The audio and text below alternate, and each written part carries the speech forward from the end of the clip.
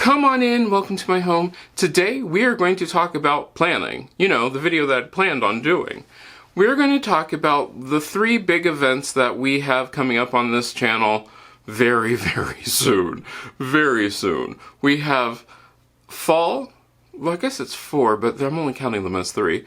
Fall, Halloween, Thanksgiving, and Christmas. Even though that's 4, Halloween and, fall and Thanksgiving are sort of the same thing. And what I'm talking about is I'm talking about the decorating end of these events. But you can hold what I'm going to tell you about how I plan things. You can use that with everything. And I will explain how you can use it when we get into it. But first, let's think about the events themselves. For me, when it comes to planning an event, or for this, when it comes to decorating my house, I need to know what I'm planning for. What am I decorating for? What is happening? So for these, we have, like I said, there are the 4 of them. Fall, then we have Halloween, Thanksgiving, and Christmas. So, I mean, that's easy. I know what I'm decorating for, but it's also not easy. Because one of the problems is, and I did this one year and I will never do it again, I thought I would be ambitious, so for my fall cleaning, after I did that, I decorated it for fall, which was really nice and everything. Then after that, I switched completely and totally over to Halloween. You're like, well wait, fall cleaning usually happens about the first day of fall, that sort of thing. Halloween usually happens about the first week of October, so you basically had those decorations up for about a week or 2. Yes, 100%. About 2 weeks those decorations were up, and guess what? Then they came down, and I did the whole Halloween thing. Then those came down, and the fall decorations went back up. Yes, does that sound horrible? Oh yeah, it sounds horrible. It was just as horrible as it sounds, and do you know why? Because I did not plan well. I did not plan this well at all, because then a month later, all of that came down so I could completely and totally redo it for Christmas. And when I say redo, I mean like all the little bits and pieces, all the accessories, all those things, everything came down and everything completely switched. Oh boy, was that a job. That was quite a job. Switching that over, while it looked amazing, it wasn't anything that I would ever do again. So then I started taking a look at this going, well, how can I scale this back? Because right now we are set up for summer. This is the end of summer. When this goes out, this is going to be going out in the middle of August, because that's another thing to think about is when I film these versus when they actually go out, because we need to talk dates. We need to talk about when these things are going to be done, because that will help you. But before we get into that, once you know what you're going to do, I like to have a theme or some sort of idea, especially for this big thing that I'm doing. What I'm going to do this year is, instead of changing out everything, I'm going to have an underlying color palette and an underlying idea, so that way when it switches out, I'm just switching out smaller things versus switching out everything from curtains to coverings to pillows. No. This year, we know what we're going to do. But how'd you come up with that? So, where do I go? How do I start this? What's the whole process? Well, the first thing I do is I come up with an inspiration. And my inspiration piece was this piece of fabric that I've had, and I've used this before many different ways, at Christmas time, at that sort of thing. But that's going to be my basis of my color palette for everything. And so once I knew that that was going to be the basis of it, because what I'm going to do is I will use that as throws, as pillows, as, you know, you'll see that pop up everywhere. So then, with that in mind, I was thinking, well, how am I going to try to work all of this in so that it would make sense? Because I really, really don't want to have to switch out completely for each season. So what I did is I came up with a couple themes. My first theme for fall is going to be more of like a library kind of thing. That isn't going to be all that hard because I already have books, so it's basically just going to be when the fall decorations are going to get here, which you will get to see that. Don't worry, that video is coming. It will be all set up for fall. It will have that as the predominant fabric or the predominant pattern, those colors you'll see everywhere, perfect. So then the next one will be for Halloween. Well, for Halloween, well, how are you going to work that in and still get a Halloween feel? And I thought of one of my favorite shows, which used to be Buffy the Vampire Slayer. And in Buffy the Vampire Slayer, they had a magic shop. And in the magic shop, sure, the shop owner always seemed to die until Giles got a hold of it. But my goal for Halloween is I'm going to set up a magic shop kind of feel in my house. That's going to be my Halloween theming, which then means that I can then add on top of that, just changing out the small accessories for the magic shop items. Cool, no problem. Then for Thanksgiving, I'm going to do Thanksgiving at home kind of feel, which basically is going to be like autumn kind of accessories, using those same themes. And you notice that that color has the colors in it that I need. It has the red, I'll be able to pull that in, then I'll be able to put the oranges and things will just pop off from there. Now for Christmas, I did come up with the theme. Actually, we came up with this on Patreon, because if you're interested in Patreon, we do talk about these things on Patreon. With that, I came up with the idea of the magic of Christmas. And so what I'm going to do with that is going to be more like, imagine what Santa Claus's house would be like. Not his workshop, not the toy factory, not anything else like that, but what Santa Claus's house would look like and how he would have it decorated. So it was easy. I have my themes. Those themes are really simple, they're not hard, and it will tie. I can use all of that together and not have to completely change out all the curtains, all the throw pillows, all that stuff. It's just small accessories which have to change. But that isn't all there is to planning, not by a long shot. Anybody who knows me will tell you that I am a planner. Probably that's an issue because I have a tendency to, once I plan something, I don't like to get off or deviate from that plan, but that's a whole nother, we've talked about this before. But when it comes to these sort of things, I go backwards. I work from where I need the thing to be to where I need to start. Let me explain. Alright, I have my sheet of paper right here that has all of my dates and everything, so if you see me looking down, that's what I'm looking at. Normally I do this on the computer, but my lighting and everything, it's really weird to try to set this up. So, working backwards. Alright, the first thing that I do is I figure out when I want the video to go live. And that means that it will be available to everybody on YouTube. Now, how does this relate to what I'm doing? Well, the first thing that you're going to do if you're planning a meal, you want to think about what time you want to eat. Or if you're planning an event, you want to think about what time that event takes place.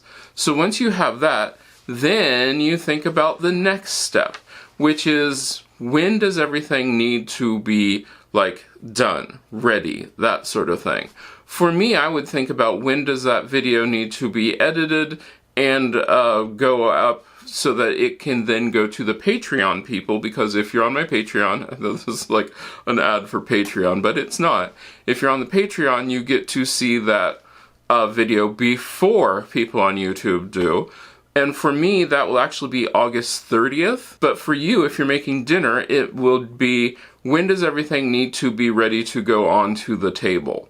Not when are you going to eat, when does it need to be ready to go on the table? It might just be a few minutes before it needs to go onto the table. It might be whenever. So then the next step is simple.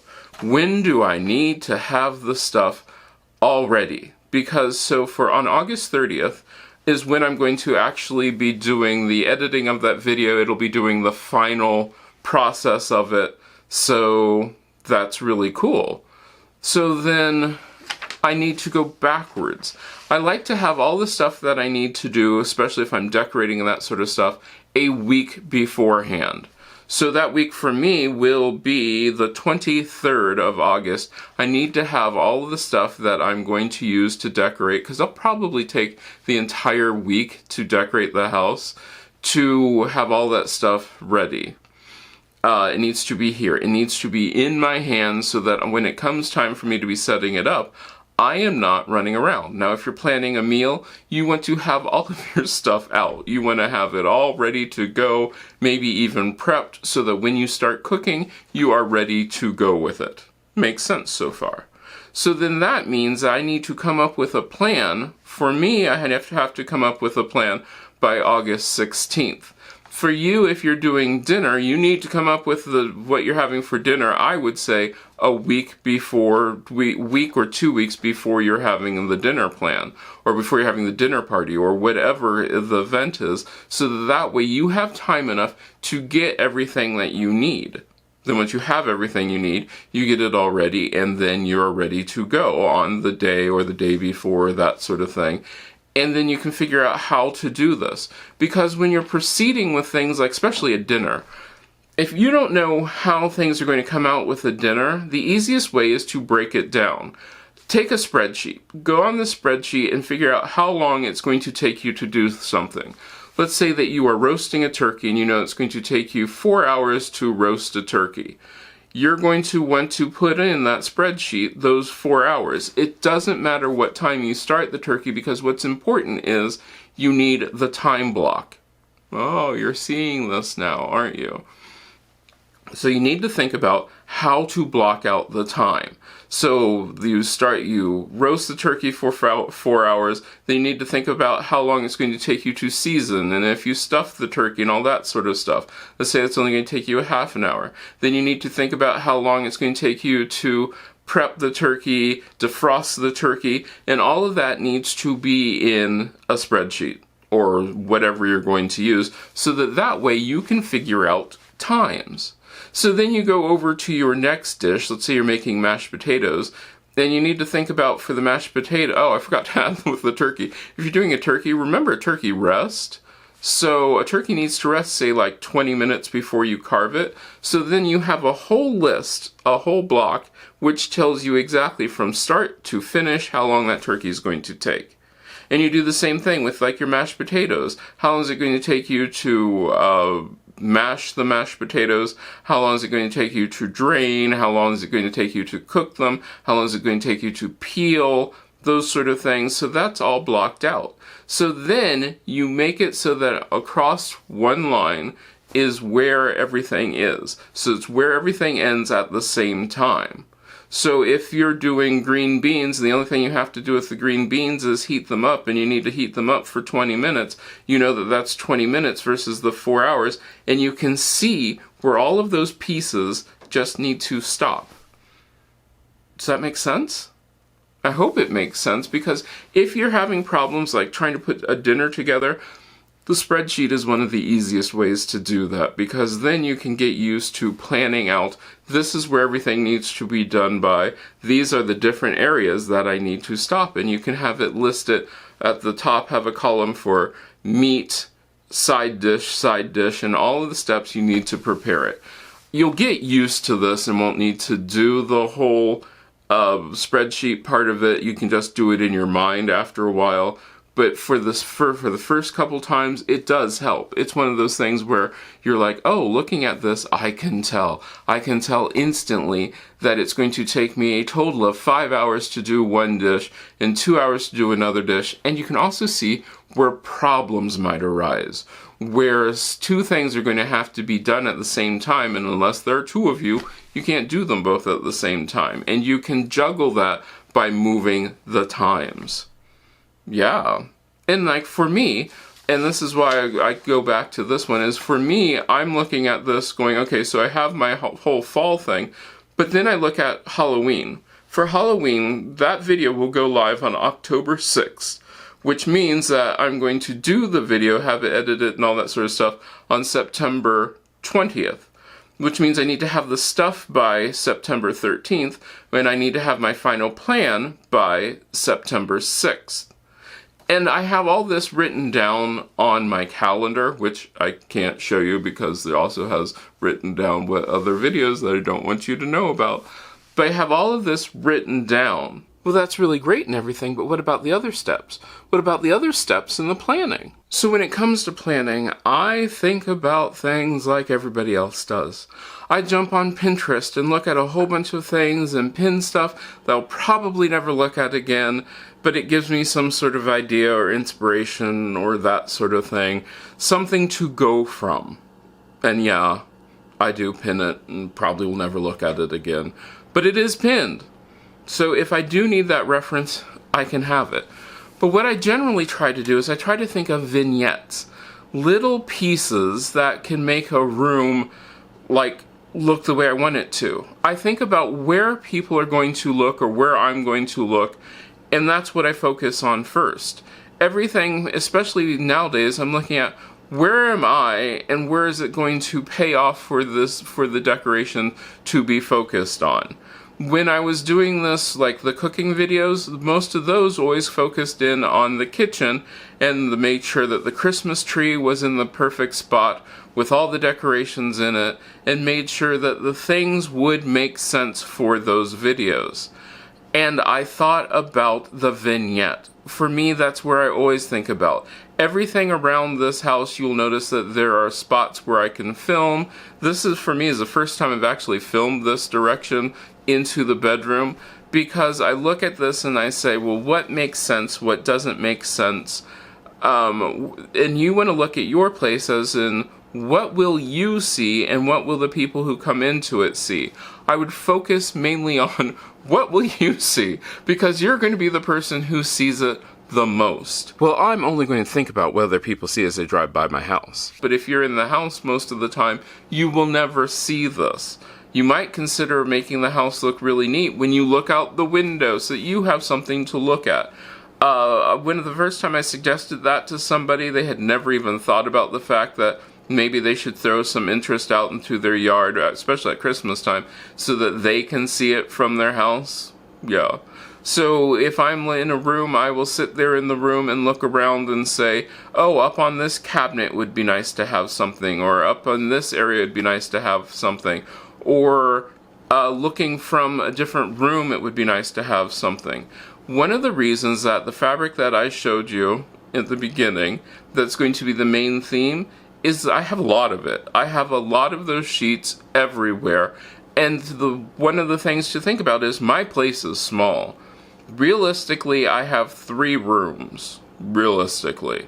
But I need to make them cohesive so it seems bigger. And one of the ways that you can make a place seem bigger is to have the, so that you're looking, as you're looking from one room to another, you have a repeating fabric pattern or something like that. Something which makes you think that this room just expands on into the next room. I do that quite often. I make sure that from any vista, any view that you have, you are seeing repeated colors, repeated themes. If now the other whole thing that holds true is if you want to break up a spot, have it change. And that's really cool. You can make it look like this is where this one spot ends, and you can change it into something else just by breaking up that theme and pattern. Vignettes can make your life really, really easy because they're easy to plan for, because a lot of people want to do the whole overall big arching thing where you look at a room and you're like, oh, it's too intimidating because it's the entire room, and then you're like, well, no, if I just look at the top of my TV cabinet, I can decorate the top of my TV cabinet, anybody can do that, then move on from there. Now, I have a lot of stuff. You've seen my garage. There's a lot of stuff that I use to decorate, and I have a lot of stuff to choose from. And so that makes my life a whole lot easier. You might not have all of that stuff. I will do a video which talks about, is there a reason to change your household decor by the season, by the holiday? I'll answer that in that video. But I have a lot of stuff to choose from, and I'm trying to use that stuff versus buying new stuff. And I try to use it in different ways. That's where the themes come up. Having a different theme makes me think of these things in a different way, so that way this time when I put it together, I can be using the same stuff in a different way and not have it just look like last year. I don't want it to look like last year. I want it to look like this year. And that'll be fun. But the big part of this is the planning out all this stuff. Now, you might be a person who sketches stuff. I am not. I'm not a sketcher. I will tell you, I know where things are going to go. In my mind, I can plan it out, and I have all that stuff ready to go. But you might want to sit down with a piece of paper or sit down with a photograph and then just sketch on that photograph where you want things to be, what you want to have there. Do you have a catalog of the stuff that you have? You do, don't you? You don't, do you? You might want to keep a catalog of all the stuff that you have. We've talked about this in previous videos, having a home manual that has your stuff, that has the decorative items that you might have put away, and you can go back and look through that and find other stuff that you can use. That's why all of these videos all tie in together and make your life so easy. It is so easy to put a look together when you know what you have. And you're not buying stuff, or even worse, buying stuff that you already have to get a look. And so the planning is the big thing. So I can have my theme. I know what I'm going to, I know when I'm going to do it, then I do my vignettes. And my vignettes will be little fun pieces, and they can be, they can match, they can be completely different, but it will all tie into the theme. And that's the way I do it. That's the way I plan for my holiday decorating, and that also covers all of the holidays that we have coming up. Everything from fall all the way through Christmas. Now, the one thing that you did notice are the dates. You will notice that my Christmas decorations are actually going up before Thanksgiving actually happens itself.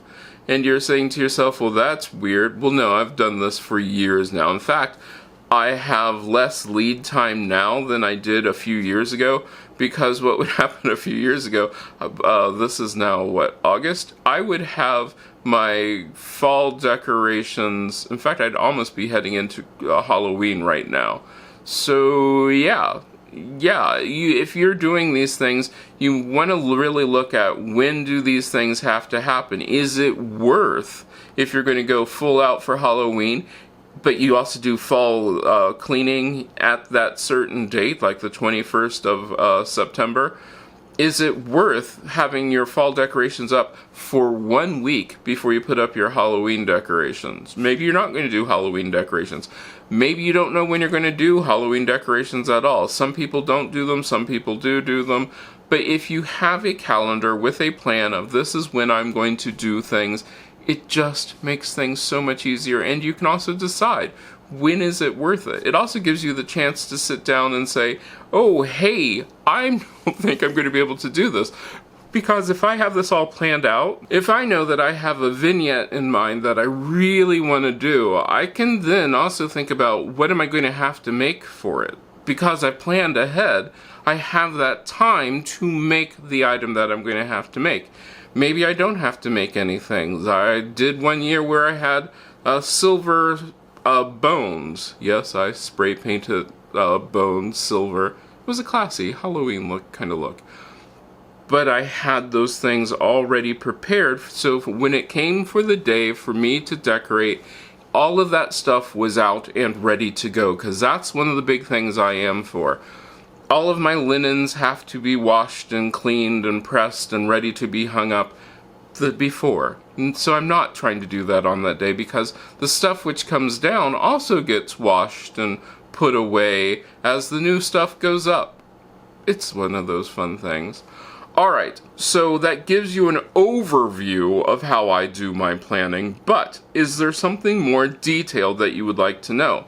And like I said, I'm not going to give you the nitty-gritty of it, because I want to have some surprises, and you have three major looks to look forward to coming up, because the holidays are coming up really, really, really soon. I am ready for them. Are you ready for them? Let me know down in the comments. I hope I get to see you the next time you stop by.